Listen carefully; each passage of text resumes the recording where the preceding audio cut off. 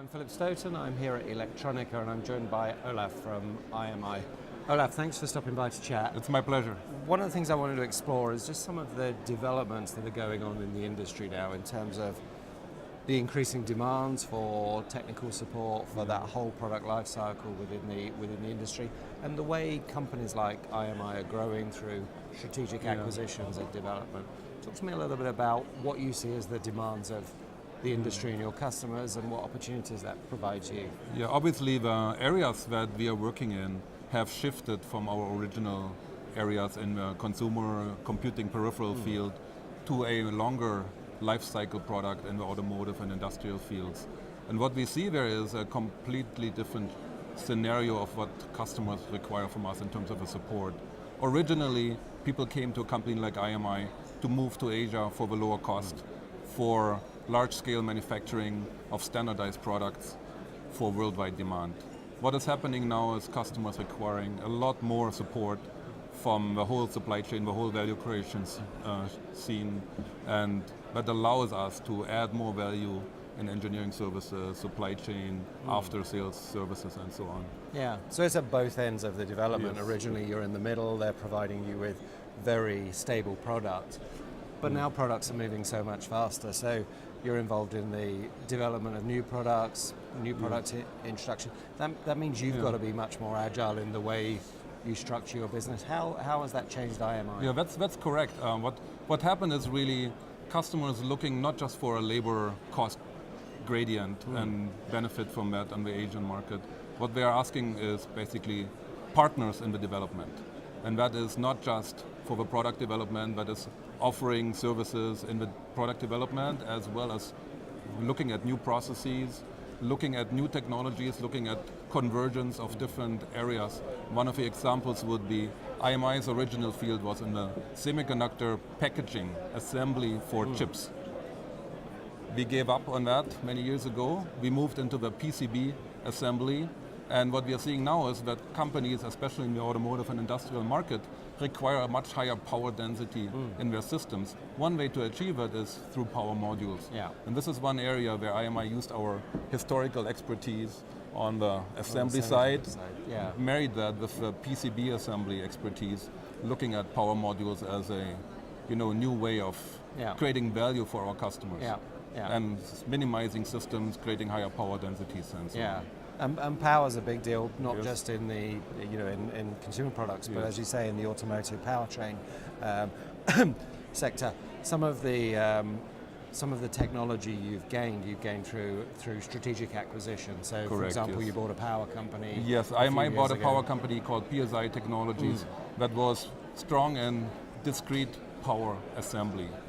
So what we are doing now is we are using that expertise to move it into the next level, which is power modules, where you combine multiple ICs, multiple functions in a single package. Yeah. So you're seeing that expansion of the supply chain, the requirement to be involved in the different areas, the requirement to be much more agile and flexible in what you deliver.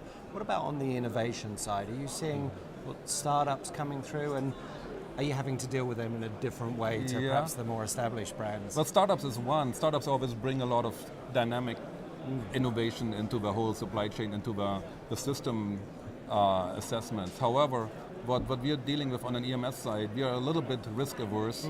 We are looking at stable companies that have basically a lower risk of failure for their products. Because again, on the EMS side, the margins are a little bit different from a product company. And so we have to look at the risk assessment as well. So we deal with startup companies at a very limited scale where they augment our technologies. And one of the examples is that we acquired a company called Electronica in Germany recently that allows us to move up from a simple PCB assembly or box build scenario where we are playing today into a more system solution by adding, for instance, the display technology to an electronic system, which is necessary, for instance, for ADAS systems and others as well. Okay, and when you look at the biggest change, is the biggest change really the engagement process with the customer? The engagement process now is much more collaborative rather than here's a bill of materials, go make it.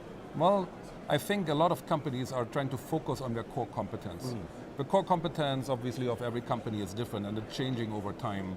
Initially, people try to get rid of all the manufacturing, Yeah. move it all to Asia. A lot of companies realize that this is not really the way to go. Not just- you need to keep yeah. some technology and some manufacturing expertise in-house as well to simply be able to have a better product development cycle as well. And so what happens now is that a lot of a base load is actually done in-house.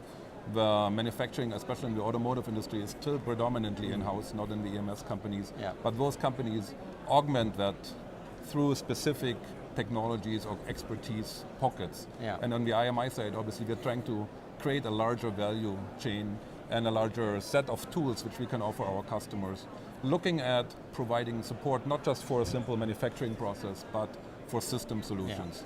And this is really where we are going to play more and more, and this is where we see a lot of interest from our customer base. Yeah, so that larger system build, that longer product lifecycle management, that whole process. And definitely engaging earlier in the Yeah. whole value chain creation, because typically EMS are at the tail end of a process. Everything is already defined, and then you have to meet the deadlines and in terms of cost and timing.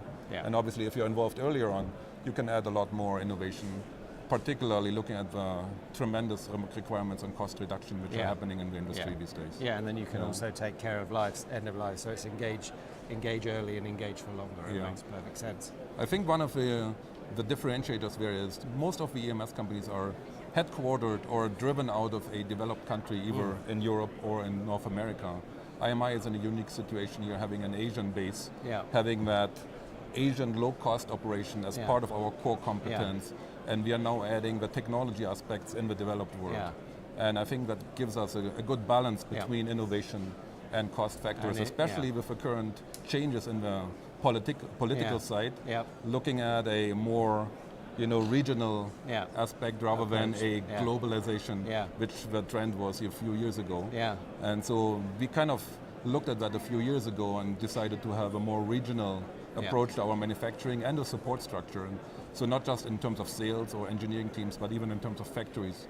We are set up in a global way, and we will continue that expansion to provide solutions to our customers locally where they need it. And I think with Brexit, with political changes in the US now, with new regulations in China, looking particularly at the electrical cars, you really have to be in all those places to fulfill globally. So that's really important. Olaf, sounds fascinating, lots going on, exciting times. Thank you very much for stopping by to chat, and I hope we can talk again soon. My pleasure. Thank you.